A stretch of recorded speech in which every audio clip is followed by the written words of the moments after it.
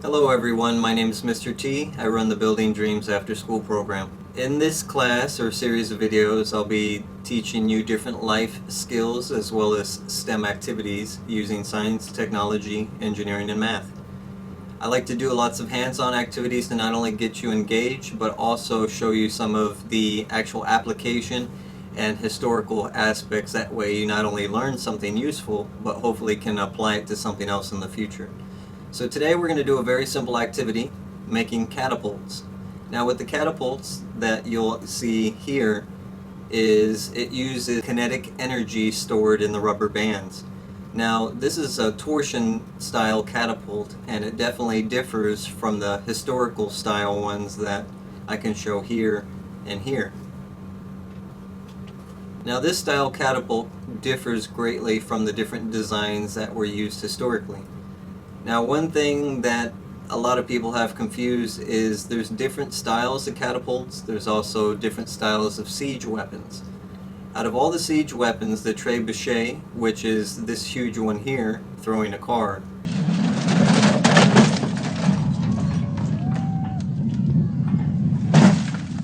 is far stronger than the catapult that we are building as a model in class today. This style catapult, even when making it extremely large, cannot shoot objects extremely far that are bigger than a person's head. Conception about the mangonel is the size of projectile that they threw and what it was used for. Thanks to video games like Age of Empires and whatnot, people generally look at the mangonel as a siege weapon designed to bombard castle walls with the intent to destroy them. No, the size of projectile that the mangonel can effectively launch is not large enough to threaten castle walls. It'll threaten people, absolutely, not castle walls. This is not a device that is capable of destroying castles. In 1408, English forces under the command of the future King Henry V laid siege to Harlech Castle, and they bombarded it with cannons. This destroyed the south and east parts of the outer walls. Yet it only fell when it ran out of supplies, and many of its defenders had died of starvation in February of 1409. So clearly destroying a castle wall didn't mean you could take it over. And the other part to this, if you actually wanted to keep the castle once you took it over, meant you probably didn't want to destroy it in the process. Castles are very useful and expensive to build, so the employment of bombardment from catapult systems such as trebuchets would be a very carefully considered action. And the smaller types of catapults, such as mangonels and such, are completely incapable of damaging castles. So what were mangonels and onagars predominantly used for then? Well, from what I've been able to figure out from my study, they are more effectively employed against soldiers and infantry. Doesn't matter what armor you're wearing, a large rock half the size of your head. Now, I'm not talking boulders from what trebuchets can actually fire. Mangonels often are able to shoot rocks about half the size of a human head to the size of a human head. Now, against a person, doesn't matter what armor you're wearing, that's going to hurt / kill you. And using them on battlefields and launching rocks into the infantry lines of your enemy, there's a very high chance you're going to hit someone and it's going to be an instant kill. One thing that we have done is made snowball launchers using this particular style, just because snowballs are light and it will actually shoot it incredibly far. If you decide to make one of these at home using materials to shoot snowballs or anything else, just make sure that you do not hit anyone and make sure that you're being careful and being carefully monitored by an adult. Other than that, let's get started, let's have some fun, and let's learn something. You will need 9 popsicle sticks, 1 large stick, a cup, and some tape. Do you know what the strongest simple shape there is other than a circle? It's definitely not a square.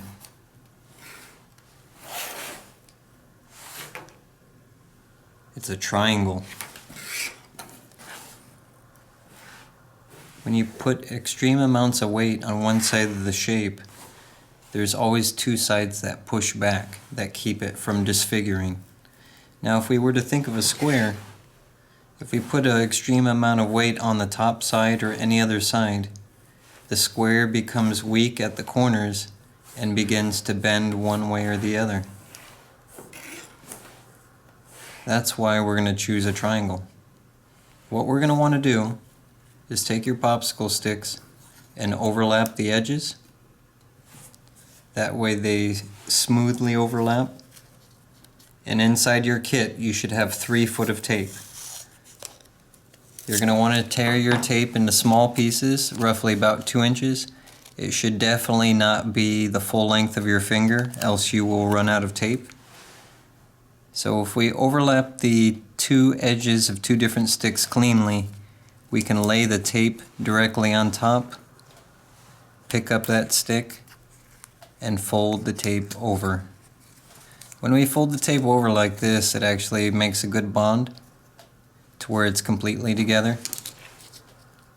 Let's do that with the other 2 sides. Again, tear about a 2-inch piece of tape, have the corners overlap each other, place the tape on the corner, lift it up, and fold it under. Now if they begin to bend like that, it's okay. It isn't like we're using concrete or super glue. Just go ahead and straighten it back out. Make sure those 2 ends overlap each other. Use your finger to hold it into place. Take your 2-inch piece of tape, push it down, make sure it lines up, and fold the tape under. So now we end up with a triangle that looks something like this. What we're going to want to do now is do that 2 more times. So form 2 more triangles with 3 sticks each.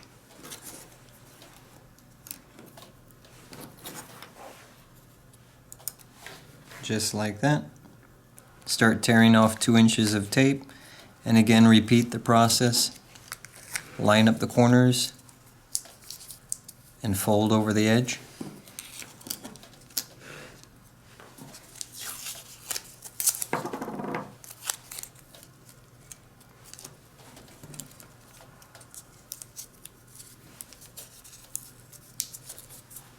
Just like that. And again, if it gets a little weird, that's okay. Straighten it back out. Grab another small piece of tape. Hold it into position. Make sure the tape is touching both sides of these sticks. Fold it under so it's straight. And again, that's our second triangle. Okay, I will give everyone a chance to complete their 3 triangles. Doing the same process, overlapping the corners. Take a 2-inch piece of tape, initially press it on and fold it under.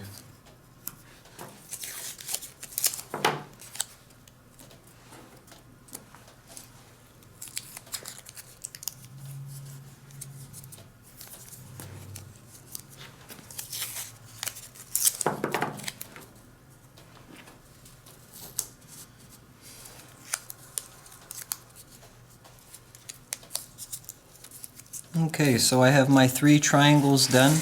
If by chance you need a little bit more time, feel free to pause the video to catch up, and then we'll continue. Okay, so you should have your 3 triangles. If there's any Zelda fans there, we got the Triforce going on. What we're going to end up doing is you want to take your 3 triangles and line the triangles up with the flat edges connected together. So we're only going to take 2 triangles. I have 1 and 2. It doesn't matter what 2 edges we line up. They are equilateral triangles, so the triangle should be the same length. Go ahead and take about a 2-inch piece of tape. Go ahead and take about a 2-inch piece of tape. And what you're going to want to do is put those 2 edges as close as possible. And you want to be able to take the tape all the way around. That way it'll be taped on both sides. It should be able to flex and bend just like that. And again, take about another 2 or 3-inch piece of tape. Line up the 3rd one. It's going to form a trapezoid. Start with tape on one edge. Make sure the edges are as close as possible. And wrap the tape under and back over again. So we'll have a figure that looks just like this. And again, all I did was take 2 triangles, put them butt to butt on the flat edges, and then wrap the tape around. Connected the 3rd one and wrapped the tape around. Now for the third one, there's really no important way. You can do it here, or you could attach it here. It's not going to change anything. Or if these two were connected, you could have put the third one down here. Where you put the third one is not going to affect anything because it'll always form a trapezoid shape that looks just like this. Now for the next part, what you're going to want to do is you're going to want to make sure that the two triangles are flexing kind of like wings off the center. We're going to take this and we're going to put this edge over to here. So if I stand it up, kind of like this, and I fold the outer edges in, what it's going to end up doing is it's going to end up forming a pyramid shape. We want to try to get this as tight as possible. So for this, again, I basically stood the center portion up, folded the two together, and it'll form a pyramid shape. And what you can do in order to make life easier is you can get some tape ready. Just like that. I have my tape ready. I form everything up, and then you're going to take your tape and wrap it around. Now the tape that I put in everyone's kit is going to be a little bit better than the tape I'm using. I'm using painter's tape, and painter's tape is supposed to be easy to pull off, which is why mine is falling apart. You should have masking tape, which is a little bit stronger and it's a little bit stickier. So I'm just going to put a second one here on mine. If you're having any issues with the tape coming undone, you could always put a second one on each one, but make sure that you get to the launcher part. That way you'll have the materials that you need. So now that you have formed a pyramid, if you're looking from the top down, it'll look something like this. If it's laying on its side, it'll look something like that. From the bottom, it'll look something like this. So from the top, from the sides, they should all look identical, and from the bottom. Now what you're going to do is, if you have this one facing towards you, have one of the feet facing towards you. I'm going to have this one facing towards you guys. You have your long popsicle stick. And what you're going to want to do is you're going to take the popsicle stick and you're going to stick it in. If I show it from the angle you looking down at it, you're going to stick the popsicle stick through that triangle hole, and it's going to go butt up against the first foot in the corner. So it's in the middle of this bottom edge of this triangle that you see is formed. It's coming down where my middle finger is on this edge. We're going to take some tape and tape this edge going up this leg right here. And I'll do that one more time. So if you take a little bit of tape, let's make this a little bit longer. I'm going to make mine about 3 inches. You're going to take your larger popsicle stick, and you're just going to stick the tape partly onto the stick, maybe about 1 inch or so here, and we have about 2 inches. If we have our pyramid, you're looking this way so you can see through this hole. You're going to stick the tape through that hole, and the first corner that you reach on the opposite side, which is over here, you're going to take the tape and fold the tape up. That way it can still bounce like this, but it's taped on this edge right here. So if we look at the bottom, it looks a little something like this. You want to make sure that it's just in between these two pieces here. If you have it sticking out way out here, let me show this as an example. If it's sticking way out this far like that, it's not going to be able to flex and bend because this part's going to be sitting on the table. You want the edge where this curvature is to be right in between these two sticks, and fold the tape over and tape it to this support. That way that this can go up and down just like that. I'll give everyone a moment to catch up. You can pause the video. The next step, we just put the popsicle stick through the side. It is taped onto this front edge, and it should be able to flap just like this. What we're going to do is we're going to take one of the rubber bands that are inside your kit. We're going to make sure that the rubber band goes through the two sides. We have a left side and a right side, and this stick is coming out the back towards you. So the way that this is going to work is you're going to stick it through one side. It needs to go underneath the stick and outside the other. So it'll look something like this. We went through one side of the stick. It needs to go under this popsicle stick and then come out the side right here. So that's step one. Step two, we're going to hold up the stick that's on the back, and we are going to take the rubber band and loop it around the stick. It's going through the side underneath the popsicle stick, and it's coming out this side here. Now the reason why mine is so long, everyone should have a shorter rubber band than mine, is so you can see. That way I'm not having my hand like this and you can't see what I'm doing. So what we did is we looped the stick, went through the side, underneath the stick, out the other side, and you're going to want to loop the stick again just like that. What this is going to do is it's going to force this popsicle stick up like a lever. That way it's always going to want to be up, and when we pull it down and release it, it's going to force this lever to go up. So I will do that once more. I'll undo it. So again, to make it easy, you can either put it through the sides and go under the stick, or if you want to do it first by looping it, we loop it, raise it all the way up, and then through the side you're going to stick it through one side underneath this stick, and then out through the other side. I'm going to use my pinky to grab the rubber band, just like this, pull it around tight, and then loop the stick like that.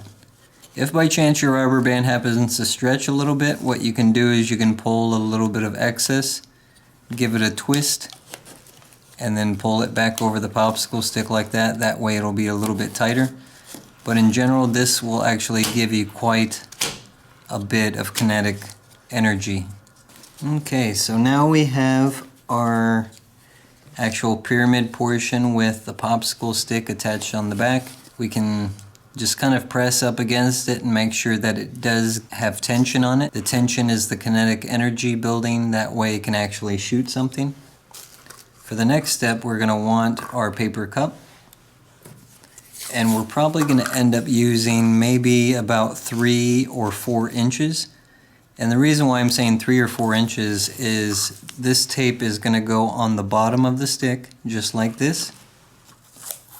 And it's going to need to be taped to the side walls of the cup. So I have about a 4-inch piece of tape. If I place my tape on the bottom side right here, I place my paper cup right on the end, just like that, and then I'm going to take the tape and tape it to the side walls of the cup.